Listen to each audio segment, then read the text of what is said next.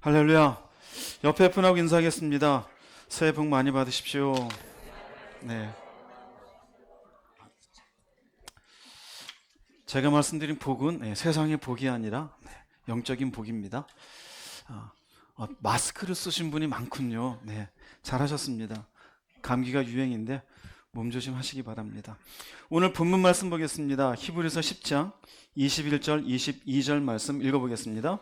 또 하나님의 집 다스리는 큰 제사장이 계심에 우리가 마음의 뿌림을 받아 악한 양심으로부터 벗어나고 몸은 맑은 물로 씻음을 받았으니 참마음과 온전한 믿음으로 하나님께 나아가자. 네, 지난번 말씀으로는 예수 그리스도의 피에 대해서 말씀드렸습니다. 히브리서는 계속해서 핍박 가운데 있는 예수 믿는 사람들이, 특별히 유대인들이 당신들이 믿고 있는 것이 무엇인지, 구약에 있는 그 제사의 형식과 대제사장 이런 것들이 예수를 믿는다고 해서 전혀 상반되거나 그걸과 충돌되는 것이 아니라 주님이 오셔서 더욱더 완성시키셨음을 쭉 설명을 합니다. 그리고는 이제 히브리서 10장에 넘어오면서 20절까지도 예수님의 피가 준 은혜를 얘기합니다. 그리고는 21절부터 25절까지는 그럼 예수의 피를 믿는 당신들은 누구이냐? 일종의 말하자면 1장부터 10장까지 쭉 오면서 이제 말하고 싶은 바를 얘기하는 겁니다. 사실은 모두가 예수를 믿고 교회의 교인으로 되어져 있는 사람이에요. 이 사람들에게 그리스도인의 정체성이 무엇인지에 대해서 설명하고 있는 내용이 히브리서 10장 1절에서 25절까지의 말씀인데, 오늘 이 말씀을 통해서 내가 과연 예수 믿는 사람으로서의 바른 정체성을 유지하고 있는지 살펴보는 시간 될 수 있기를 바랍니다. 먼저 그리스도인의 정체성 처음으로 나오는 것은요, 예수 믿는 사람, 그리스도인은 속죄의 피를 받은 사람이라고 얘기합니다. 히브리서 10장 22절 말씀 읽어보겠습니다. 우리가 마음의 뿌림을 받아 악한 양심으로부터 벗어나고 몸은 맑은 물로 씻음을 받았으니. 여기 이제 이 말씀은 이제 조금 전까지 다 얘기했습니다. 히브리서 9장 그리고 10장 21절까지 뿌림을 받은 건 무엇을 뿌림을 받았을까요? 지난주 설교했잖아요. 무엇을 뿌림 받았어요? 피예요, 피.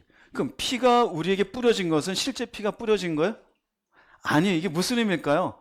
예수님의 피를 뭐 하는 사람이 되었다? 믿는 사람이 되었다라는 거예요.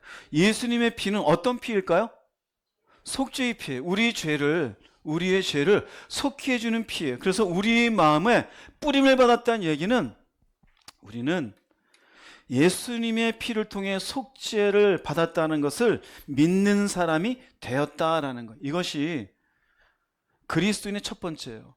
누가 예수 믿는 사람이냐? 당연히 나 예수 믿는다가 아니라 예수님이 내 죄를 위해서 피를 흘리심을 내가 믿는다라는 거예요. 그럼 이것이 두 가지로 나옵니다. 뿌림을 받아 악한 양심으로부터 벗어난 게 있고, 몸은 맑은 물로 씻음을 받은 게 있어요. 잠깐만 꺼주시고, 다른 분들도 괜찮아요. 중간에 괜찮고요. 조심하시면 돼요. 다른 분들도 진동으로 좀 해주십시오. 맞습니다.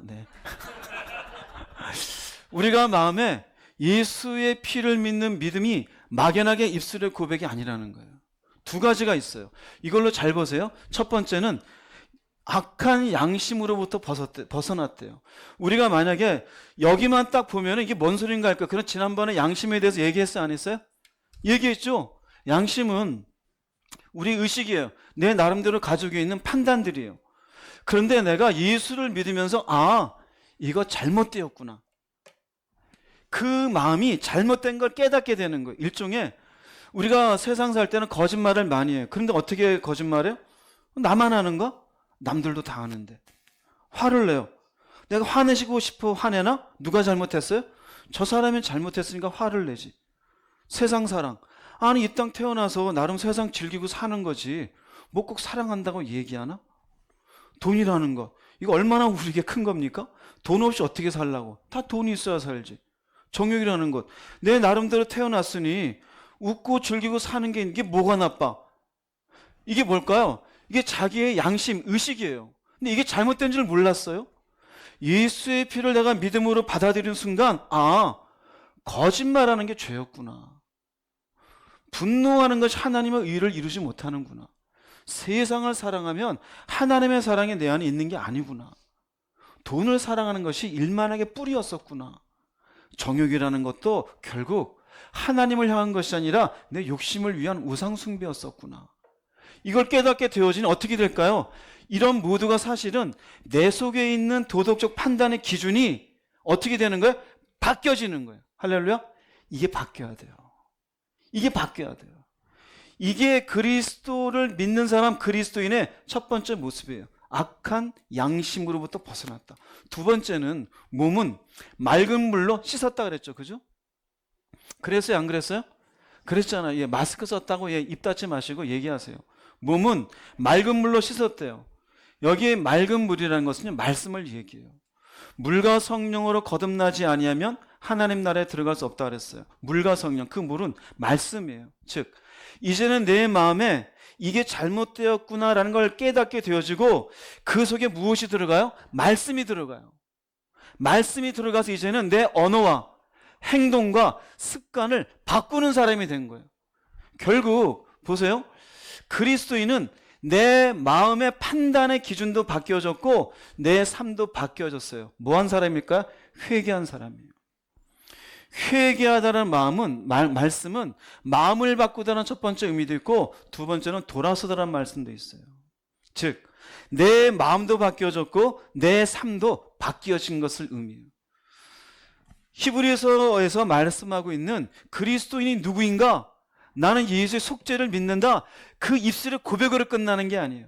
그러면 당신의 속에 있는 양심이 바뀌어져 있는가? 삶이 이제는 내가 잘못된 언어와 행동에서 바뀌어져 있는가? 그럼 당신은 그리스도인입니다. 바뀐 게 아무것도 없는데 교회 오래 다닌 습성으로 인하여서 나도 예수를 믿는다? 미안하지만 그 사람은 그리스도인이다 아니다? 대답을 크게 해주세요. 그리스도인이다 아니다? 아니에요. 그리스도인이 아니다는 의미는 이 첫 번째 의미는 예수의 속죄의 피를 정말 믿는 것 아니다? 믿는 게 아니에요. 따라서 하세요. 이해한 것이다. 이해만 한 거예요. 그럼 믿는 게 아니에요. 이해와 믿음은 달라요. 이해는 내가 머리로 이성으로 아 그렇구나라는 거 그냥. 믿음은 하나님이 내게 깨닫게 해주신 거예요. 아 진짜 그렇게 예수의 피가 내 죄를 깨끗게 하신 것이구나. 이것이 내 속에 믿어지는 것과 머리로 그렇다고 하는데 그냥 이해는 되네? 이건 차이가 있어요. 즉 여러분들이 어디 가서 나 크리스찬이에요 라고 하지만 진짜 그런지 보라라는 거예요. 그래서 실제적으로 예수의 피를 믿게 되어지면 우리 회개에 따라잖아요. 회개한 사람이라고. 그 사람은 마음이 바뀌어진 사람이에요. 그러니 삶의 기준이 달라요. 행동이 바뀌어져요. 언어가 바뀌어져요. 회개한 사람이에요. 성경 말씀 볼게요. 로마서 6장 19절 말씀 읽어보겠습니다. 여러분이 전에 부정과 불법을 위해 여러분의 몸을 죄의 종으로 드린 것처럼 이제는 여러분의 몸을 의의 종으로 드려 거룩하게 살도록 하십시오. 이전에 예수의 피를 믿기 전에는 부정과 불법이라고 생각 안 했어요. 거짓말하고 심지어 뭔가 세상 속에 이렇게 저렇게 방탕하게 살아도 그게 뭘 어쨌다고. 왜요? 내 속에 믿음이라는 게 들어와 있지 않으니 나로 하여금 거리끼는 게 없는 거예요. 내 양심이 그런 건 남들도 다 하는 거니까 그게 뭘 그렇게 잘못된 거야? 부정과 불법이라 생각 안 했어요. 그런데 이제 어떻게 해요? 이제는 뭘까요? 예수의 피를 믿게 된 지금 내 속에는 양심이 어떻게 됐어요? 바뀌어졌어요. 그럼 어떻게 됩니까? 이제는 몸을 의의 종으로 드린다는 게 뭘까요? 이제는 내가 쓰는 언어와 내가 행동하는 것과 내가 살아가는 모습이 달라져야 돼요? 똑같아야 돼요? 달라져야 돼요. 이 사람이 그리스도인이에요. 우리 흔히 주변에 있는 사람이 혹시 나보고 네가 무슨 교회 다니는 사람이냐 니나 잘해라 소리 듣는 건 그게 틀린 말이 아니에요. 내가 올바른 그리스도인으로 살지 못해서 그런 거예요. 진짜 그리스도인 예수의 피가 내 속에 믿어지게 되면 내 안에 잘못된 양심이 달라지게 돼 있어요. 여러분들이 한번 신앙의 과정을 보세요. 사람의 양심이라는 게 예수 믿기 전, 심지어 여러분의 5년 전, 6년 전하고 지금하고 그 양심의 기준이 달라졌습니까? 똑같습니까? 그게 정상이라고요. 그래서 예수 믿는 사람은 하다못해 길을 가다 침을 뱉으려 그래도 이러면 된다, 안 된다? 안 된다라는 마음이 들어와요. 말을 하려고 하다가 이런 언어는 쓰면 안 되지라는 마음이 들어와요, 안 들어와요? 들어와요. 왜 그럴까요? 그게 예수 믿는 사람이에요. 회개한 사람은 그런 것들도 내 속에 말씀에 의해서 걸리게 되어져 있어요. 그러므로 당연히 내 몸은 이제는 하나님께 의의 종으로 드리는 거예요. 왜요? 예수 믿기 전, 믿은 후는 확연하게 다르기 때문에. 그래서 에베소서 5장 8절은 이렇게 이야기합니다. 읽어보겠습니다. 너희가 전에는 어둠이더니 이제는 주 안에서 빛이라. 빛의 자녀들처럼 행하라. 왜 어둠일까요? 이게 죄인지, 이게 악인지, 이게 잘못된 줄 모르고 그저 자기가 좋은 대로 산 거예요. 이게 어둠이에요. 하고 싶으면 하고, 하기 싫으면 안 하고. 돈이 좋으니 돈 벌고, 노는 게 좋으니 놀고. 그냥 그게 어둠이에요. 왜 어둠이에요? 구분이 없어요. 예수의 피로 인해서 이것이 죄인지 악인지에 대한 아무런 구분도 없어요. 그런데 이제는이 뭘까요? 이제는 그것이 구분이 되는 거예요. 아, 이런 생각으로 이런 마음을 갖고 있으면 안 되겠구나. 근데 어떻게 하라는 거예요? 빛의 자녀들처럼 행하라는 뭘까요? 그렇게 살라라는 거예요. 그러면 내 마음하고 내 삶하고 바뀌어져 있어요, 없어요? 바뀌어져 있어요, 없어요? 바뀌어졌죠. 예수의 피를, 나도 예수의 피를 믿습니다 라고 얘기하려면요, 내 마음의 기준이 바뀌었고 내 삶이 바뀌었습니다 라고 하면 그 사람이 예수의 피를 믿는 그리스도인의 정체성을 유지하고 있는 사람입니다. 첫 번째요, 누가 그리스도인이냐? 그리스도인은 속죄의 피를 받은 사람, 그 속죄의 피를 믿는 것으로 인하여 양심이 바뀌어지고 삶의 행동이 바뀌어진 사람입니다. 두 번째, 그리스도인은 하나님과 이제는 교제하는 사람이 되어집니다. 히브리서 10장 22절 말씀 읽어보겠습니다. 우리가 마음의 뿌림을 받아 악한 양심으로부터 벗어나고 몸은 맑은 물로 씻음을 받았으니 참 마음과 온전한 믿음으로 하나님께 나아가자. 요 앞에까지는 얘기했습니다. 이제는 뿌림을 받아 이젠 정체성이 생겼어요. 마음이 바뀌고 삶의 모습도 바뀌었어요. 그 다음 뭐냐? 이제는 참마음과 온전한 믿음으로 하나님께 나아가자. 하나님께 나아가자. 이건 하나님께 이제는 우리가 예수의 피로 나아갈 수 있어요, 없어요? 나아갈 수 있어요. 예수님 십자가 지시면서 성소 속에 있는 성소와 지성소 사이의 휘장이 찢어졌어요. 이제는 누구든지 속죄일 뿐만 아니라 날마다 매 시간 주 앞에 나갈 수 있어요, 없어요? 그게 뭘까요? 이제 교제하는 거예요. 즉 예수의 피를 믿어서 악한 양심에서 벗어났고 언어와 행동과 태도도 이제는 바뀌어져 있는 이 사람은 하나님과 교제하는 자가 되어진 거예요. 할렐루야. 하나님과 교제해요. 예수의 피가 우리에게 믿어지지 않았으면 하나님께 나아갈 수 있어요, 없어요? 나아갈 수가 없어요. 그런데 앞에 보면은 씻음을 받았으니 하나님께 나아가자가 아니라 여기에 단서가 있어요. 참 마음과 온전한 믿음으로 하나님께 나아가자. 한 가지입니까? 두 가지입니까? 두 가지예요. 참 마음으로 하나님께 나아가자. 온전한 믿음으로 하나님께 나아가자. 즉 여기에 이 말씀은 하나님과 교제하는 자의 자세를 얘기하는 거예요. 이제는 예수를 믿고 그분 앞에 새로워졌어요. 회개한 사람이 되었어요. 이제는 회개했으니 하나님과 교제하는 사람이 됐어요. 이게 그리스도인이에요. 예수를 믿지 못하면 하나님과 교제할 수가 없어요. 예수를 믿으면 교제하는 자가 되었어요. 그런데 막연하게 하는 게 아니라 이 두 가지의 자세를 가지고 하라라는 거예요.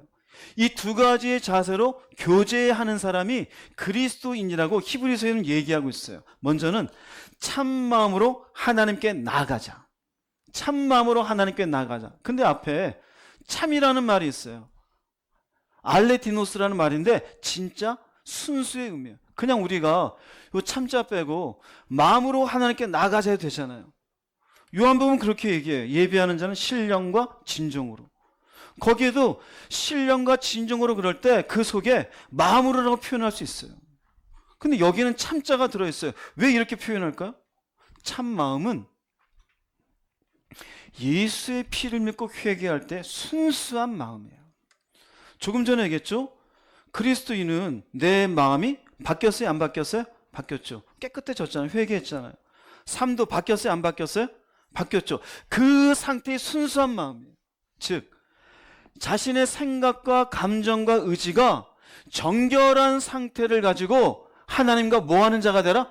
교제하는 자가 되라라 이거야. 우리가 여러분 가끔 기도가 안 돼요 그래요. 기도라는 건 교제잖아요. 왜 안 될까요? 왜 안 될까요? 정결하지 않아서 그래요. 회개할 때 순수한 마음이지 않아서 그래요. 그러니 여러분들의 기도가 잘 될 때, 뭐 잘 된다는 표현은 그렇지만 하나님과의 교제가 되어진다라는 것으로 인해요. 마음이 참 기쁘고 즐거울 때 있잖아요. 그때가 어느 상태인 것 같아요? 바로 정결한 상태. 언제가 가장 정결한 상태인 것 같아요? 회개할 때요. 회개할 때. 욕망이 가득할 때 기도가 잘 돼요? 안 돼요. 누군가를 막 미워하는데 기도가 잘 돼요? 안 돼요. 그러면 여기에서 참마음, 진짜 순수한 마음, 왜 이 순수한 마음을 강조하느냐? 두 가지 이유예요. 하나는 하나님이 거룩하시기 때문에 그래요. 우리가 왜 기도가 안 되냐? 그분은 거룩하신데 내가 거룩한 마음으로 나아가야 돼요. 그렇지 않으면 그분과의 교제가 온전히 이루어지지가 않아요. 또 이렇게 참마음으로 하나님께 나가자라고 얘기하는 것은 이미 예수를 믿은 사람이잖아요. 주님의 십자가를, 그 피를. 근데 그것으로 우리가 예수 믿고 회개한 상태에서 그대로 유지가 됩니까? 회개하고 깨끗한 그 상태에서 이제 죽어도 좋습니다라는데 이게 10년, 20년 계속 가요? 둘째는 그러니 회개하고 삶을 돌이켜서도 죄 가운데 오염될 수 있다 없다? 오염될 수 있어요. 제가 지난주 말씀드렸는데 예수의 피는 우리의 죄를 용서해 준 것이 죄가 사라지는 게 아니에요. 우리의 죄성이 없어지는 게 아니에요. 여러분 거짓말 할 줄을 알아요? 몰라요? 알잖아요. 욕할 줄 알아요? 몰라요? 누구를 속이는 방법을 알아요? 몰라요? 다 알아요. 근데 해요? 안 해요? 안 할 뿐이에요. 우리의 죄성은 늘 내 속에 끊임없이 다시 옛날로 돌아갈 충동을 해요. 그런데 이거 무슨 말, 참마음으로 나가자는 의미 속에는 처음에 깨끗해진 마음을 잘 유지하라는 의미예요. 한 번 은혜 받은 것으로 나도 예수 믿었어 이게 아니라 그 하나님의 예수 그리스도의 순수한 피에 의해서 내가 깨끗해진 마음을 갖게 되었으면 이 마음을 유지한 상태를 가지고 하나님과 뭐하라? 교제하라는 거예요. 왜 내가 처음에 막 예수 믿었을 때 막 기도하면 하나님이 내 마음에 임한 것 같고 말씀만은 막 내게 뭔가 주는 것 같아. 왜 나는 요새 안 그러는가? 죄 가운데 어떻게 돼서 그래? 오염돼서 그래요. 오염되어서 그래요. 그러면 아주 쉬운 게 있어요. 내가 지금 기도가 교제가 잘 안 돼요. 뭐만 하면 될까요? 회개하면 돼요. 근데 인간은 뭐를 하기 싫어요? 왜 그럴까요? 회개를 한다는 거 마음만 바뀌는 게 아니라 어떻게 해야 돼요? 내 욕심에서 하고 싶던 걸 안 해야 되는 거란 말이에요. 도둑질하던 사람이 이제 그만 담을 넘어가지 말아야 되는데 배운 게 그것밖에 없으면 그거 하고 싶어 해요.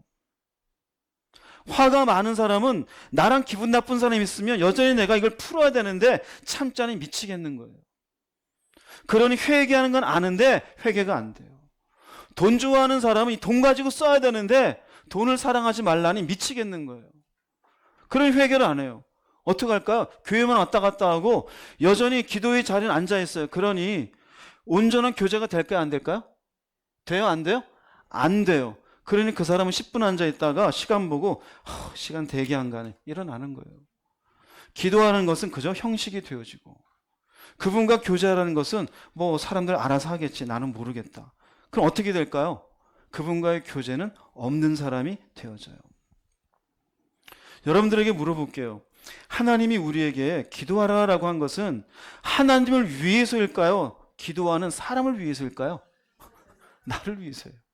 근데 우리는 착각해요.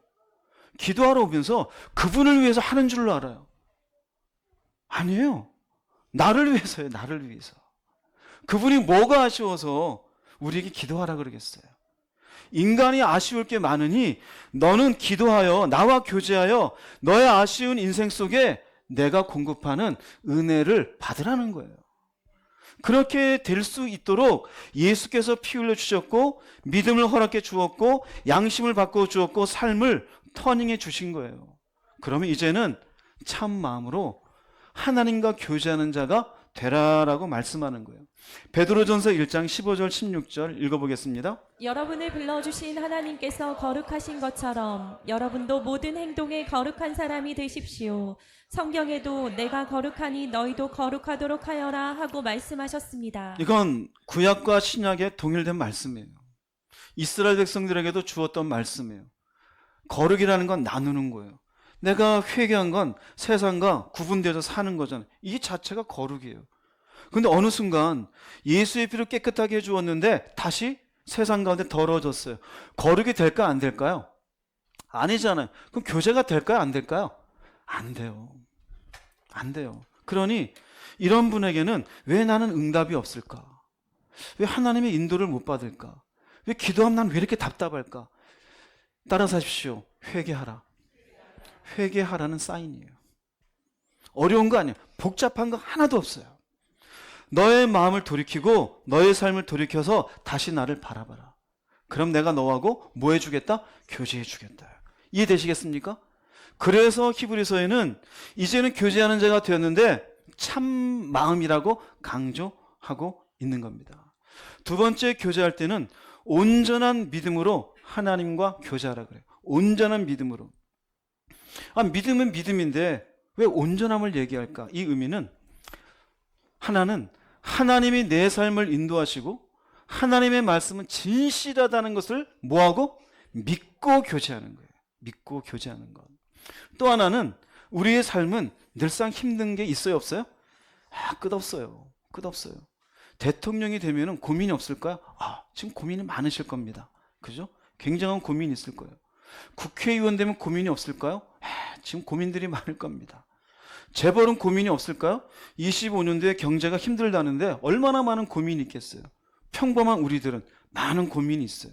왜 이러냐면요, 하나님이 보이지 않기 때문에 그래요. 이거 굉장히 중요합니다. 어차피 내가 예수를 믿은 건 보이는 예수를 믿은 게 아니에요. 보이지 않는 예수님을 믿었어요. 근데 그분과 교제하려면 이거 한 단계 더 넘어가야 돼요. 보이지 않는 그분과 또 교제해야 돼요. 그런데 전제가 뭡니까? 보이지 않는 그분을 인도하시는 것을 믿고 그분이 주신 말씀이 틀림이 없다는 것을 믿고 어려운 삶 속에서도 의심 없이 그분을 신뢰하는 태도를 가지고 어떻게 해라? 교제해라요. 교제한다고 기도의 자리에 나와서 이분이 계신가 안 계신가, 이 말씀대로 살면 된다는 거야 안 된다는 거야, 당장 돈이 지금 100만 원이 필요하고 1000만 원이 필요한데 먹는 거 걱정하지 말라는데 내가 어떻게 해야 되는 거야. 그리고 여러분들 룰룰룰룰 기도하면 될까요? 이미 온 자세가 어떤 자세요? 하나님을 향해서 나 너 못 믿겠다 해요. 표현은 죄송하지만 나 당신 못 믿겠다. 있는지 없는지 알겠다 모르겠다? 모르겠다인데 그 마음으로 나오는 사람을 하나님이 교제해 주시겠습니까? 교제 안 해줘요. 교제 안 해준다는 의미보다 내가 깨달을 수가 없어요. 하나님은 그럼에도 불구하고 우리를 떠나지 않는 건 틀림없는 말씀이에요. 내가 의심 가운데 있으면 그분과의 온전한 교제가 없어요. 이것이 별것 아닌 말 같지만 하나님과 교제를 안 하는 사람의 가장 큰 이유 중에 하나가 온전한 믿음이 없어요. 그분이 있는지를 몰라요. 아이러니하죠? 하나님을 믿는 하나님의 사람인데 하나님이 계신 줄을 의심하고 있어요. 제가 볼 때 거의 7, 80%예요. 그래서 그분과의 교제가 믿음 가운데 교제로 드려지지가 못해요. 뭐만 있으면 또 의심을 해요. 진짜 일하실까? 이 말씀대로 된다고? 에이, 어떻게 그렇게? 아니 내가 기도는 하는데 진짜 응답이 있을까? 그러니 기도가 돼야 안 돼요? 될 수가 없는 거예요. 여러분 자신을 볼 수 있기를 바랍니다. 히브리서에는 명확합니다. 온전한 믿음으로 하나님과 교제하라. 야고보서 말씀 볼게요. 1장 6절 8절 말씀 읽어보겠습니다. 오직 믿음으로 구하고 조금도 의심하지 말라. 의심하는 자는 마치 바람에 밀려 요동하는 바다 물결 같으니 이런 사람은 무엇이든지 주께 얻기를 생각하지 말라. 두 마음을 품어 모든 일에 정함이 없는 자로다. 오직 믿음으로 구하고, 구하긴 구해요. 근데 어떻게 구해요? 오직 믿음으로. 이게 뭘까요? 온전한 믿음이에요. 즉, 이 사람이 나름 교제는 해요, 안 해요? 교제한다고 나왔어요. 그런데 앉아서 뭐 하고 있어요? 두 마음을 품고 있어요. 이 사람이 계시나, 이분이 계시나, 안 계시나. 또 목사는 기도하는 뭐라고 잔소리할 텐데 시간이나 좀 어떻게 해볼까? 기도하면 뭐 좋은 일이 생긴다는데 뭔 좋은 일이 생길까? 그러고 띡띡띡 카톡 오면 또 앉아서 카톡 하죠. 이러고. 기도한다고 앉아가지고. 그럼 그 시간 다 포함해서 아우 오늘 30분 기도했어 그래요. 뭔 30분이에요. 마음은 콩밭에 가 있는데. 근데 성경은 분명해요. 주께 얻기를 생각하지 말아라. 왜 그래요? 두 마음을 품은 자는 정함이 없는 자라다. 즉 이 사람은 온전한 교제가 돼야 안 돼요? 안 돼요. 여러분 자신의 교제의 내용을 보시기 바랍니다. 하나님과 내 기도 시간, 그분을 향한 내 태도가 어떤지. 예수의 피를 믿고 마음이 바뀌어져서 이젠 새로운 인생을 살고 하나님과 교제하게 됐다는 의미는 결국 이 하나님을 향한 온전한 믿음으로 나아가는 거예요. 온전한 믿음으로. 비록 삶에는 여전히 풍랑이 있어요. 내가 조금이라도 지금 발을 헛디디면 무너질 것 같아요. 그러나 그 순간에도 하나님은 살아계시며 그분은 내 인생을 붙잡고 계시며 지금 이 시간도 나를 하나님의 은혜로 채워주실 것을 믿고 그분 앞에 교제하는 거예요. 할렐루야. 이제는 예수 믿은 사람은 이렇게 하라는 거예요. 온전한 믿음으로 하나님께 나아가라. 여러분들이 이런 교제의 인생이 됐을 때 비로소 우리는 뭐라고 말할 수 있어요? 그리스도인이라고 말할 수 있어요. 그리스도인인데 의심만 하고 있으면 무슨 그리스도인이 되겠어요? 여러분이 어떤 쪽에 속하는지를 살펴볼 수 있기 바랍니다. 그래서 두 번째 그리스도인은 하나님과 교제하는데 교리적인 게 아니에요. 여러분 자신을 먼저 살펴보세요. 나는 왜 교제가 안 될까? 왜 참마음으로 가지 못했을까? 이건 회개하지 못해서. 나는 왜 온전한 믿음이 아닐까? 세상에 대한 이런저런 생각과 하나님의 존재에 대한 의심이 있어서 그래요. 그것부터 고쳐낼 수 있기를 주의 이름으로 축복합니다. 세 번째로 그리스도인은 히브리서에서 주님이 다스리시는 사람이래요. 히브리서 10장 21절 말씀 읽어보겠습니다. 우리에게는 하나님의 집을 다스리는 위대한 대제사장이 계십니다. 네, 우리에게는 하나님의 집을 다스리는 위대한 대제사장이 계시대요. 여기 하나님의 집은 예수를 믿는 사람이에요. 즉 예수 그리스도의 피를 믿어요. 그런데 굳이 왜 하나님의 집일까요? 하나님의 집은 성전을 이야기하고 성전의 원형은 성막을 이야기해요. 그런데 히브리서 1장부터 쭉 설명하면서 성막에 대해서 이미 예수께서 참 원형이시다고 얘기했단 말이에요. 참 원형이 되신 의미는 이제는 과거에 성막이든 성전이든 이 의미가 이제는 예수 그리스도를 통해서 바뀌어진 것을 얘기해요. 여기에 하나님의 집을 다스린다는 의미 속에 예전에는 성막을 그리고 그의 성전을 이제는 우리가 되어져요. 여기에 우리가 된 것은 육체는 성막의 뜰이에요. 마음은 성막에는 성소예요. 우리 속에는 영은 하나님이 임재했었던 지성소예요. 즉 우리에게는 하나님의 집을 다스리시는 위대한 대제사장이 계시는데 이 대제사장은 누구일까요? 이건 배웠죠. 누구입니까? 예수 그리스도예요. 즉 이 말의 의미는 예수의 피를 믿는 순간 주님이 임재하시어서 어떻게 해요? 우리를 다스리셔요. 할렐루야. 구약에서는 소수의 하나님의 사람들만 하나님이 다스리셨어요. 그런데 이제는 예수의 피를 믿게 되어지면 우리 모두가 하나님의 집이 되어져. 실제 그분이 우리 가운데 계셔서 우리를 다스리시는 인생이 된 줄로 믿으시기 바랍니다. 이 사람이 그리스도인이에요.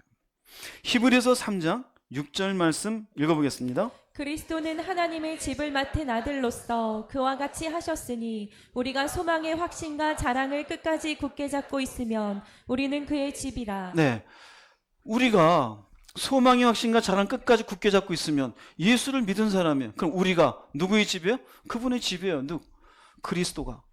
예수가 우리 가운데 계시면서 우리의 무엇이 되어지는 걸까요? 주인이 되어지는 거예요. 다스리는 분이 되어져요. 고린도전서 3장 16절 읽어보겠습니다. 너희는 너희가 하나님의 성전인 것과 하나님의 성령이 너희 안에 계시는 것을 알지 못하느냐. 자, 우리가 무엇이라고 얘기해요? 하나님의 성전이래. 근데 우리 안에 누가 계셔요? 이 말의 의미는 우리가 성전이 되고 성령님이 우리의 영과 뭐 하는 거예요? 교제하시며 우리를 다스리셔요. 조금 전에는 그리스도이셨죠? 여기서는 성령님이시죠? 우리 안에 성령님이 계셔요, 안 계셔요? 계셔요. 계시면서 우리를 다스리셔요. 그리스도인의 특징, 나를 다스리는 무엇인가가 내 안에 계시다 안 계시다? 계시다라는 거예요. 고린도후서 6장 16절 말씀도 읽어보겠습니다. 우리는 살아계신 하나님의 성전이라. 이와 같이 하나님께서 이르시되 내가 그들 가운데 거하며 두루 행하여 나는 그들의 하나님이 되고 그들은 나의 백성이 되리라. 이제는 우리 가운데 누가 계셔요? 하나님이 계셔요. 그럼 이 말의 의미는 뭔지 이해되시겠어요? 삼위일체 하나님이 예수의 피를 믿는 성도의 심령 가운데 좌정하시어 우리를 다스리는 분이 되어진다는 거예요. 이 말의 의미는 세 가지를 다 합치면은 그리스도인이라는 것은요, 웅진 형제님, 내가 주관하는 인생이 아니에요. 이제 하나님이 다스리시는 인생이 되었음을 고백하는 사람이에요. 할렐루야. 누가 그리스도인이냐? 내 인생은 나의 것이 아니라 하나님의 것입니다. 당신은 어떻게 사는 사람이냐? 하나님이 이끄시는 대로 사는 사람입니다. 당신은 무엇이 중요하느냐? 내 안에서 내게 말씀하시는 그분의 인도하심이 나는 중요합니다. 이 사람이 그리스도인이에요. 그런데 우리는 어떻게 삽니까? 여전히 내가 주관하죠. 내가 하고 싶어서, 내가 기분 나쁘니까, 내가 놀고 싶으니까, 내 정욕대로, 내가 가고 싶으니까, 가기 싫으니까. 내 인생은 내 것이고 내 자식도 내 거고 내 물질도 내 거고. 그런데 아니에요. 막상 우리가 신앙 안에 들어오고 나면은 그분이 우리 안에서 다스리시며 내 인생도 하나님의 것, 내 자녀도 하나님의 자녀, 내 물질도 누구의 물질? 하나님의 물질임을 믿으시기 바랍니다. 그렇게 되어져요. 여러분 살펴보세요. 내가 참된 그리스도인인가? 예수의 피를 믿으면 결국 그분과 교제한다는 의미가 뭐예요? 교제하면서 그분의 다스리심을 받게 되어져요. 다스리심을. 그 다스리심은 여러분의 감정도 다스려요. 여러분의 생각도 다스려요. 내가 내릴 결정도 어떻게 해요? 다스려요. 그러면 내가 내릴 결정권을 내드려야 돼요. 내 마음에 올라오는 감정대로 살아야 될까요? 아직 미숙한 사람이에요. 내 속에 계획되는 대로 살아야 되는 걸까요? 미숙한 사람인 거예요. 내 계획이 있을지라도 내 걸음을 인도하시는 분은 하나님이란 마음이 있어야 돼요. 내 마음에 이런 감정이 있어도 이 감정이 하나님에 맞지 않으면 절제할 줄 알아야 돼요. 내가 내리고 싶은 결정이 있어도 그분이 내리시는 결정은 무엇인지 그분의 뜻을 살펴볼 줄 알아야 돼요. 이 사람이, 따라 사십시오, 그리스도인이다. 이 사람이 그리스도인이에요. 이 사람이. 우리는 그런데 보면은 각각의 뭔가 자기 고집과 생각과 하고 싶은 대로예요. 그죠? 우리는 나는 죽고 내 안에 예수께서 사신다는 의미 속에는 결국 내 고집대로 사는 게 아니라 그분이 나를 다스리셔서 그분이 주관하는 인생이 된다는 의미를 포함하고 있는 거예요. 그럼 여러분 자신은 어떤 인생인지 보세요. 내 감정이 중요합니까? 내 계획이 중요합니까? 25년도에 또 어떤 계획을 세웠습니까? 그 계획대로 될 것 같습니까? 여러분의 인생의 10년 뒤를 생각하고 있습니까? 10년 안에 죽을지도 모르는데 그 10년 뒤를 무슨 계획을 하고 있어요? 우리의 인생을 다스리시는 분은 내가 아니라 하나님이십니다. 이것을 인정하시기 바랍니다. 할렐루야, 인정하세요. 이것을 믿음으로 받아들이고, 당신은 나를 다스리시는 목자와 같은 분이시요 나는 양입니다. 가라 그러면 갈 것이며 멈추라 그러면 멈추겠습니다. 하라 그러면 할 것이며 하지 말라 그러면 안 하겠습니다. 참으라 그러면 참을 것이며 참지 말라면 제가 참지 않겠습니다. 할렐루야. 여러분의 감정 제발 절제 좀 하세요. 제발 여러분의 생각으로 주님보다 앞서지 좀 마세요. 헛똑똑이들이에요. 헛똑똑이들. 자기 감정에 약한 그게 대단한 자랑이 아니에요. 그리스도 안에서 통제가 되어지고 절제가 되어져 그분을 섬기는 양다운 모습으로 음매하고 있어야지 내가 주인 되어져 앞선 뒤에 어이 하나님 도와주세요. 이게 얼마나 교만한 모습이에요. 25년도에는 하나님의 여러분의 내면을 다스리시고 인생의 걸음을 주관하시는 주인으로 모셔드리기를 주님의 이름으로 축복합니다. 이게 그리스도인이에요. 네 번째로 그리스도인은 소망을 굳게 잡은 사람이에요. 히브리서 10장 23절 말씀 읽어보겠습니다. 또 약속하신 이는 미쁘시니 우리가 믿는 도리의 소망을 움직이지 말며 굳게 잡고. 네, 우리 예수를 믿는 사람이에요. 그 피로 말미암아 무엇을 갖고 있어요? 소망이 있어요. 믿는 도리의 소망은 무엇일까요? 믿는 도리의 소망. 우리에게 예수의 피를 믿게 하시고 그 믿음을 가지고 우리가 바라보는 소망이 뭘까요? 천국이에요. 즉 내가 이제는 육신을 죽을지라도 죽음 가운데 뭐 할 것을 믿습니까? 살아날 것을 믿어요. 부활을 믿어요. 이제는 심판에 이르지 않아요? 심판에 이르지 않아요. 그럼 구원을 믿어요. 이제 심판에 이르지 아니하고 그분이 말씀하신 생명, 영원히 누릴 것을 믿어요, 안 믿어요? 이게 우리 믿는 도리의 소망이에요. 그런데 어떻게 말합니까? 이것을 움직이지 말며 굳게 잡으래요. 즉, 이 소망을 의심하지 마세요. 자꾸만 이 소망을 노력하지 마세요. 가끔 가다가 여러분의 은혜가 떨어지면 진짜 죽은 뒤에 구원이 있을까? 에이씨 모르겠다. 일단 먹고나 보자. 일단 돈이나 벌고 보자. 에이씨 내 저 인간과 한판 내가 붙고 보자. 왜 그래요?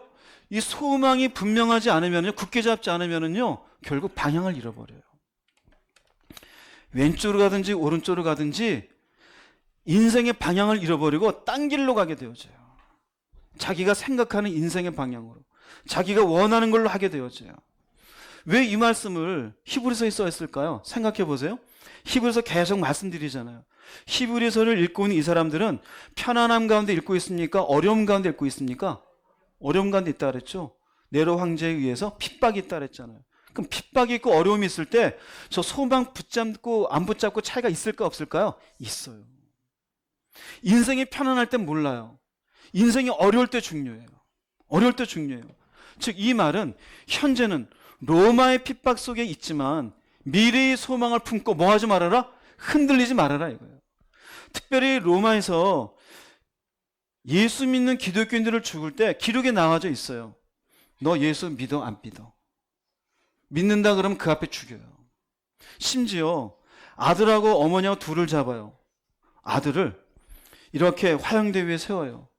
그리고 엄마한테 물어요. 예수 믿어 안 믿어? 너 안 믿는다 그러면 이 아들 살려줄게. 여러분 어떻게 할 것 같아요? 그 기록에 나와 있어요. 기독교 교회사에. 근데 그 엄마가 뭐라 그러는지 알아요? 아들아, 잠시 후면 영광의 주님을 만나 뵐 거니 참아라 그래요. 그리고는 당당하게 나 예수 믿습니다 그래요. 왜 그럴 수 있을까요? 소망이에요. 우리가 삶의 현실에 어려움이 있을 때 왜 우리가 딴 길로 가게 될까요? 소망이 없어서 그래요. 흔들려서 그래요. 만약에 여러분들이 물에 빠졌어요. 물에 빠져가지고 막 꼬부적꼬부적 하고 있는데 저쪽에서 뭐 누군가가 배를 타고 와가지고 구명정을 막 던지려고 준비하고 있으면 그나마 젖먹던 힘이 생길까요? 안 생길까요? 생기는 거예요. 생기는 거예요. 우리가 그렇습니다. 늘 현실 속의 어려움은요, 우리가 뭔가 다른 방식으로 이 문제를 해결하고 싶은 욕망이 늘상 나오게 돼 있어요. 그럴 때 그 욕망을 억누르는 것이 바로 소망이에요. 그래, 이렇게 살지 말자. 나는 나중에 지금은 힘들어도 어떻게 할 거니까? 부활할 거니까. 내가 이렇게 지금 잘못된 결정을 내리면 구원의 길을 못 가는 거잖아. 생명 얻지 못하지. 참자. 견디자. 할렐루야. 이게 소망이에요. 소망의 힘이에요. 그러므로 이 소망을 가지고 있는 것은 우리의 인생의 방향을 명확하게 해주는 거예요. 소망이 명확하지 않으면 결국 어디로 가야 될지 모르니 내 생각대로 자기의 욕망대로 움직이게 되어져 있어요. 우리가 전에 나눴던 말씀인데 히브리서에 있는 말씀 볼게요. 6장 19절 말씀 읽어보겠습니다. 우리가 가진 소망은 영혼의 닷처럼 안전하고 튼튼하여 그 소망을 통해 하늘 지성소의 커튼을 열고 그 안에 들어가게 합니다. 전에 말씀했죠? 이 소망은 육체의 닻이 아니에요. 영혼의 닻이에요. 즉, 내 육체는 깨지고 힘들 수 있어요. 그러나 영혼은 어떻게 됩니까? 살아난다 이거예요. 즉, 이걸 소망으로 붙잡고 내가 비록 육체가 힘들고 어려워도 말씀 가운데, 은혜 가운데 믿음의 삶을 살고 가면 마침내 하늘 지성소의 커튼을 열고 부활되어 구원되어지고 생명을 누린다라는 거예요. 여러분, 참으십시오. 견디십시오. 이겨내십시오. 사람들이 자꾸 약을 올려도 참으세요. 속에서 부하가 막 올라올 때 차라리 밖에 나가세요. 왜요? 우리는 구원받아야 될 사람이에요. 내 육체로 내가 어떤 인간인지를 증명하는 게 아니에요. 여러분들이 이 땅에서 무엇으로 자신을 증명하고 싶어요? 그럼 그 증명한 걸 누가 알아줘요? 나 돈 많이 벌었다? 자식한테? 나중에 커서 내가 너를 위해 얼마나 고생한 줄 알아? 무슨 증명이요? 우리 인생의 증명은 하나님 앞에 증명하는 거예요. 내가 이렇게 살았습니다. 내가 주님의 약속을 붙잡고 그 순간 죄를 지을 수 있었는데 참았습니다. 견디었습니다. 당신의 다스림을 받으며 내가 마침내 당신이 이끄시는 이 소망을 향해서 끝까지 여기까지 왔습니다. 그럼 뭐라 그럴까요? 하나님이 착하고 충성된 종아, 뭐라 그럴까요? 잘하였도다. 잘하였도다. 내 마음엔 여기까지 오게 한 게 무슨 힘일까요? 소망의 힘이에요. 그런데 많은 기독교인들이 이 소망이 없어요. 참 아이러니해요. 우리는 천국을 가야 되는데 천국이 아니에요. 이 땅에서 잘 먹고 잘 살고 편안한 것. 하나님이 그거 주셨습니까? 물론 하나님은 각자의 삶에 사는 모습은 다르게 그분의 섭리 가운데 사는 거예요. 누구하고 비교하면서 네가 편하니까 그렇지, 너는 배부르니까 그렇지, 그런 말은 불신앙이에요. 말할 게 아니에요. 그저 내게 처해진 상황 속에 소망을 붙잡고 내가 가야 될 방향을 향해서 꿋꿋하게 가야 돼요. 여러분들이 그럴 수 있기를 바랍니다. 그럴 때 마침내 우리는 이것이 영혼의 닻이 되어져 하나님의 성소에 들어가게 되어지고 생명을 누리게 될 줄로 믿습니다. 이 사람이 그리스도인이에요. 어떠한 삶의 난관과 어려움 속에서도 결단코 흔들리지 아니하고 소망을 굳게 붙잡은 사람. 여러분 자신이 어떤지 보세요. 소망을 잡았는지, 돈을 잡았는지, 자기의 인생을 잡았는지, 내 생각을 잡았는지 정직하세요. 소망을 붙잡기를 주님의 이름으로 축복합니다. 다섯 번째 그리스도인은요, 그리스도인은 돌아보는 사람이에요. 히브리서 10장 24, 25절 읽어보겠습니다. 서로 돌아보아 사랑과 선행을 격려하며. 네, 그리스도인은 돌아보는 사람이에요. 돌아본다는데요, 이 돌아보다는 말은요, 관심을 가지다, 곰곰이 생각하대요. 누구한테 관심을 가지는 걸까요? 사람한테요. 사람한테. 인간의 죄성은 남한테 관심이 있어요, 없어요? 없어요. 인간의 죄성은요, 이기적이에요. 웅진 형제님, 네, 이기적이에요. 누구한테 초점이 맞춰져 있어요? 나한테. 가끔 MBTI로 T인 사람들은 얘기해요. 물론 그런 성향이 나면서부터 아니면은 환경을 통해서 만들어졌을 수 있겠죠. 그런데 은혜는 나한테 초점 맞춰져 있던 사람이 다른 사람을 생각하는 사람으로 바꾸어줘요. 할렐루야. 남들이 죽든지 말든지, 먹든지 말든지, 울든지 말든지, 신을 신었는지 거꾸로 신었는지 찢어졌는지 말든지, 그게 아니라 그리스도인은 곰곰이 생각해요. 저분이 왜 양말이 떨어졌는데 지난주에도 떨어진 양말을 신었고 이번 주에도 떨어진 양말을 신었을까? 이 생각을 할 줄 알아야 되는 거예요. 관심을 가지는 거예요. 왜 그럴까요? 나는 원래 그게 관심이 없는 사람인데 지금 다섯 번째잖아요. 예수의 피를 믿게 되어지고 이제는 그분과 교제하는 자가 되어져 다스림을 받았고 방향을 저분으로 가고 있어요. 그 다음 다섯 번째는 뭐냐면 눈을 들어라. 그리고 옆에 있는 사람도 좀 살펴봐라. 관심을 가지라요. 여러분, 관심 가지고 다른 사람을 생각하는 사람이 그리스도인인 줄 믿으시기 바랍니다. 그런데 남이야 뭐가 되든 말든 나 혼자 어떻게 잘 먹고 잘 살면 된다, 여전히 그런 마음이라면 미안하지만 여러분은 그리스도인이라고 볼 수가 없어요. 그럼 여기에 서로 돌아본다는 때, 관심을 가진다는 때 추상적이잖아요. 이걸 구체적으로 얘기합니다. 어떻게 돌아보느냐? 두 가지를 얘기하거든요. 하나는 격려하라. 격려하라. 격려하는 건 encourage, 상대방을 북돋아 주는 거예요. 용기를 주는 거예요. 근데 어떻게 격려를 하는 거냐면요, 사랑과 선행으로 격려하라. 말이 아니에요. 사랑과 선행으로 격려하래요. 먼저는 사랑으로 격려하래요.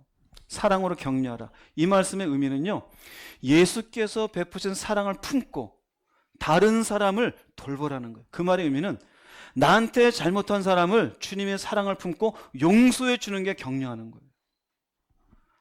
저 사람이 이해 못할 행동을 했어요. 우린 따지잖아요. 아니 왜 졌다고 얘기해? 하다못해 봉사하면서 아니 왜 지가 음식을 하면 하지 왜 나한테 이래라 저래라 명령을 해? 그런데 사랑이 있으면 이해해 주는 거예요. 그래, 오늘은 내가 당신의 종이 될 거예요. 예, 여성교회 분들 잘 들으세요. 예, 가끔 여기서 뭔가 북치고 장구치고 하잖아요. 이해하는 거예요. 그 다음 배려하는 거예요. 내가 할 수 있는 거지만 배려해 주는 거예요. 관용, 알고 있는 죄인데 넘어가 주는 거예요. 참는 거예요. 이게 뭘까요? 이게 사랑으로 격려해 주는 거예요. 그럼 물어볼게요. 내가 용서하고 이해해주고 배려하고 관용하고 다른 사람이 참아준 거 상대방이 알까요 모를까요? 알아요. 알아요. 아는 순간 어떤 느낌을 가질까요? 아, 나를 격려하는구나. 할렐루야? 나를 격려하는구나. 그게 결국 사랑과 선행으로 격려할 때 사랑으로 나를 돌보아 주는 거예요. 그럼 우리는 이런 모습으로 사랑을 품고 다른 사람을 어떻게 해줘야 돼? 돌보아 주는 거예요. 사람은 누구든지 약점이 다 있어요. 부족함이. 그런데 내가 그리스도인이라면 따지는 게 아니에요. 너 이때 이렇게 했지. 아니 도대체 생각이 없어? 왜 그렇게 행동해? 아니, 파 하나 못 썰어? 이런 게 아니에요. 그 사람에게 이런 마음을 가지고 참아주고 배려하고 관용을 베풀어 주는 거. 그게 사랑으로 격려하는 거예요. 두 번째는 무엇으로 격려하래요? 선행으로 격려하래요. 선행은 좋은 행동이에요. 여기에 나오는 사랑으로 격려는 마음으로 시작되었어요. 여기 선행은 행동으로 드러나는 거예요. 즉 다른 사람을 돌보는 사랑을 어떻게 표현하라? 구체적으로 표현하는 거예요. 구체적으로. 즉 양말이 떨어졌는데 2주 연속 내 눈에 들어왔어요. 그럼 어떻게 구체적으로 표현하면 될까요? 예, 승진 형제한테 야 양말 10,000원어치만 줘봐. 뭐 여러 데서 쿠팡에 판다는데 나한테 10,000원어치만 미리 팔아봐. 그럼 또 혹시 알아 승진 형제가 그냥 쓰세요. 모르잖아요 그건. 그럼 그걸로 구체적으로 표현하는 거예요. 누군가 삶에 허덕일 수 있잖아요. 그 사람의 인생에 허덕이는 그 부분에 대해서 내 눈에 들어왔어요. 어떻게 하면 될까요?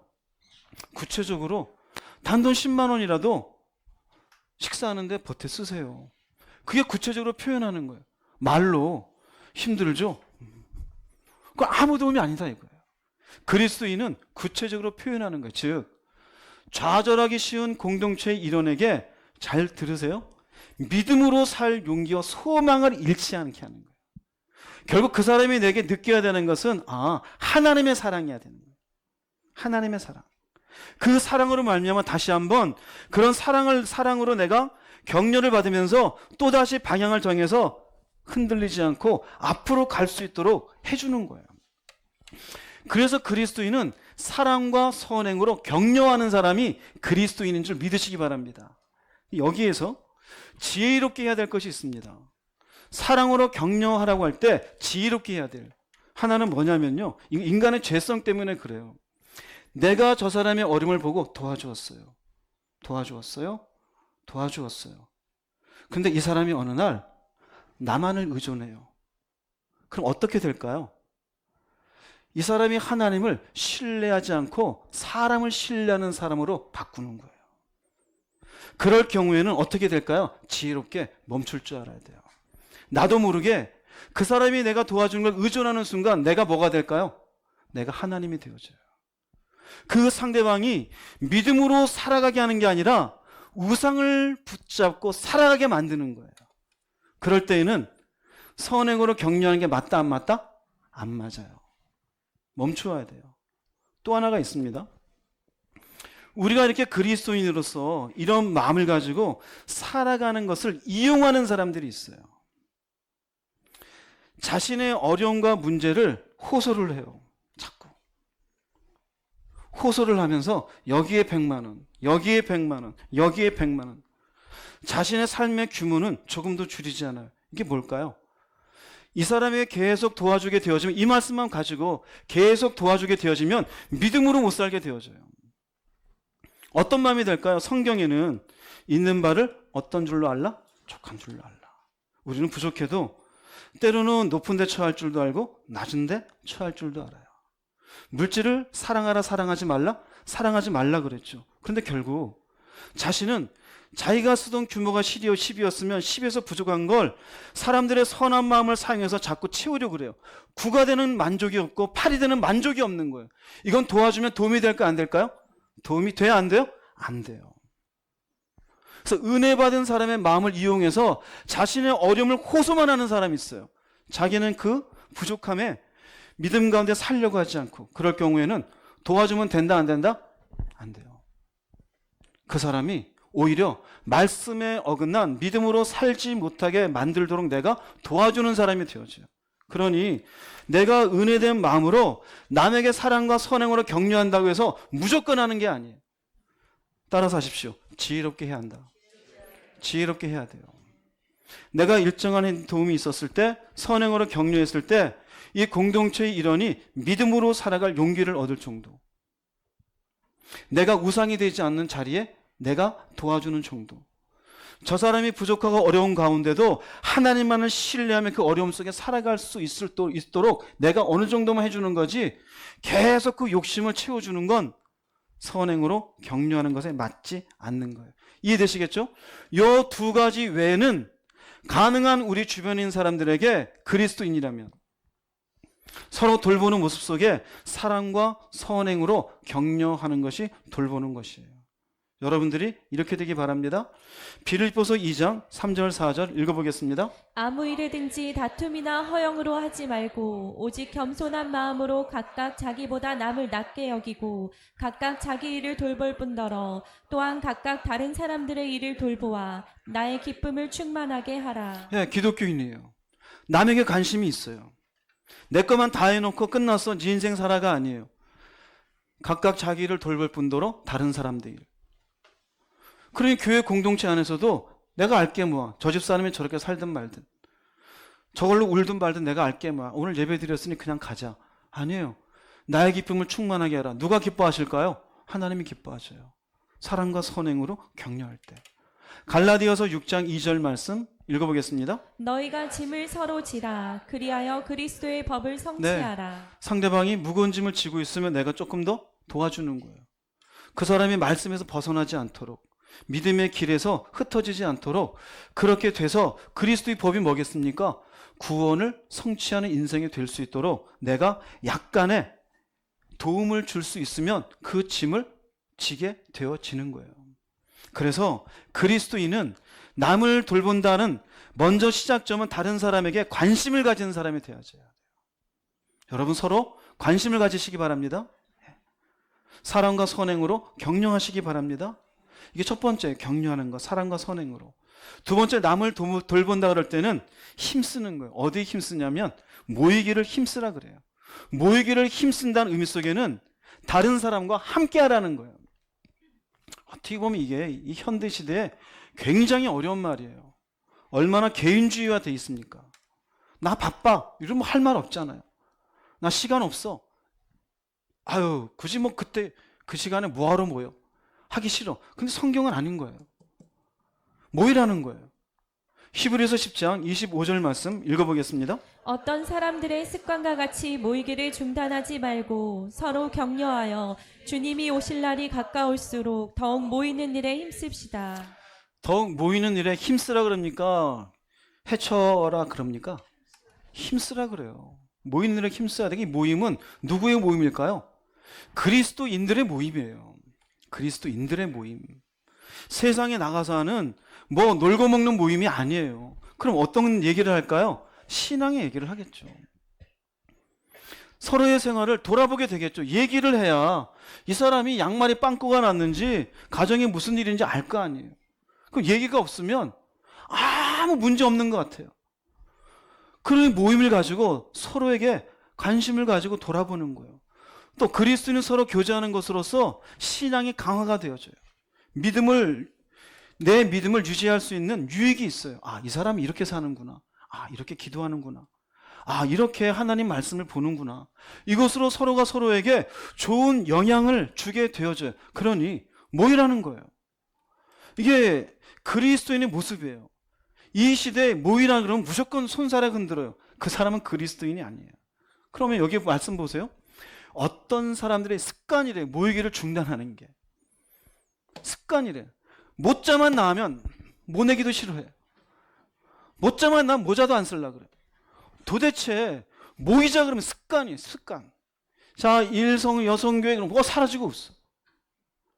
자, 일 남성교회 뭐 없어. 벌써 모자가 나왔으니까. 싫다라는 거예요. 그럼 이런 모이기를 싫어하는 습관이 된 사람들은 어떤 모습일까? 몇 가지 보게. 첫째는 다른 사람 안 보잖아요. 나한테만 집중하죠. 그러면요, 은혜를 적용할 것이 없어요. 여러분, 은혜를 내가 충만히 있게 되면 은혜가 내 속에서 다른 사람과 나누고 싶어요? 안 나누고 싶어요? 나누고 싶어요. 조금 전에 말씀드린 사람과 선행으로 다른 사람도 돌보고 싶어져요. 근데 적용할 것이 없어요. 그러니 내가 은혜를 적용하다 보면 은혜가 참 귀하다. 나도 이렇게 믿음으로, 그리고 저 사람도 저렇게 나와 함께 믿음으로 갈 수 있게 됐으니 참 감사하다. 또 은혜를 구하는 자가 돼요. 그런데 적용할 것이 없으니 은혜의 동기부여가 결여가 되어져요. 은혜 구할 일이 있을까 없을까요? 없게 되어져요. 나만 보게 되어지면. 왜? 나만 보게 되어질 때는 은혜로 사는 게 아니에요. 그죠? 돈의 힘으로 살고 내 재능으로 사는 것 같으니까. 은혜는 항상 머물러 있는 것이 아니라 흐르는 거예요. 흐르는 거예요.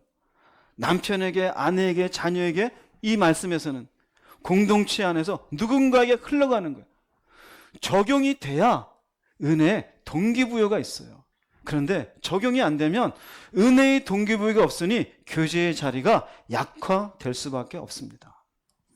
두 번째로는요, 인생이라는 게 어려운 시기가 항상 있잖아요. 가정에 문제가 있든, 질병에 문제가 있든, 자녀의 문제가 있든, 직장에 문제가 있든. 근데 그럴 때 내가 모이지 않으니 나눌 사람이 없어요. 정서적인 침체가 올 수 있어요. 하나님이 우리에게 주신 것은 평안이에요. 정서적인 침체가 오게 되어지면 불안해요. 교회는 나오는데 불안해요. 괜히 쓸데없이 10년 뒤를 걱정해요. 노후를 걱정해요. 그때까지 살지도 모르면서. 자녀가 이제 6살, 7살인데 얘 대학 못 가면 어떡하나. 도대체 왜 그것을 땡겨서 걱정해요? 대학 못 가면 또 인생이 망하는 겁니까? 왜 그럴까요? 이게 정서 침체예요. 평안은 사라지고 불안이 증대돼요. 외로움이 증대되어져요. 그러면 성경적인 신앙적인 내면이 되지 못하고 세상적인 죄성으로 가득한 내면으로 만들어질 수가 있어요.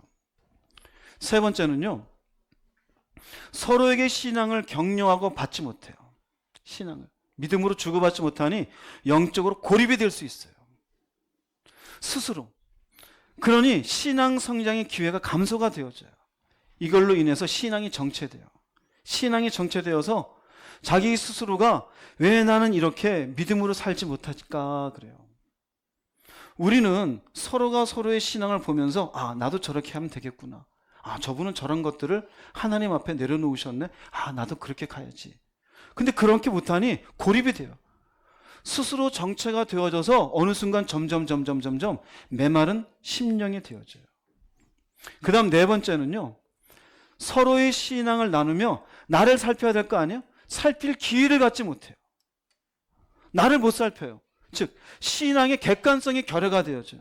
신앙의 객관성이 결여됐다는 얘기는 자신은 교만하고 어느 순간 회개의 마음이었던 처음에 순수한 마음이 세상으로 꽉 차 있고 윤리적인 마음과 이런 도덕적인 마음과 온갖 세상 가치 가득한데 나는 괜찮다 그래요. 그런 분 많아요. 나는 괜찮대. 이미 저 하늘에 대한 소망도 없으면서 나는 괜찮대. 왜 그래요? 객관성이 결여됐어요. 하나님과의 교제가 온전치 못하면서 나는 괜찮대. 왜 그럴까요? 자신을 살필 수 있는 기회를 가지질 못해요. 생각해 보세요. 왜 주님께서 모이라 그랬을까요? 왜 교회가 신약에 나와서 만들어졌을까요? 이런 부정적인 면이 있기 때문에 모이기를 중단하는 이 습관같이 하지 말고 모이기를 힘쓰라는 거예요. 여러분들은 모이기에 힘쓰는 사람이 되기를 정말 주님 이름으로 부탁을 드립니다.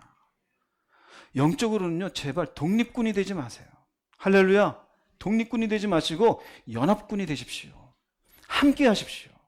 같이 기도하며 이야기를 나누며 삶을 나눌 수 있어야 돼요. 여러분 자신을 보세요. 습관이 돼 있지 않습니까? 못자만 나도 도망가지 않습니까? 오늘부터 그러지 마세요. 기독교인은 모이기를 힘쓰는 사람이에요. 그럼 저렇게 모이기를 중단하는 게 습관이 된 사람은 변명이 많을까요? 없을까요? 만 가지도 넘어요. 오늘은 애가 아프고, 오늘은 집에 뭔 일이 있고, 회사에 문제가 있고, 오늘은 내가 어떻게 되고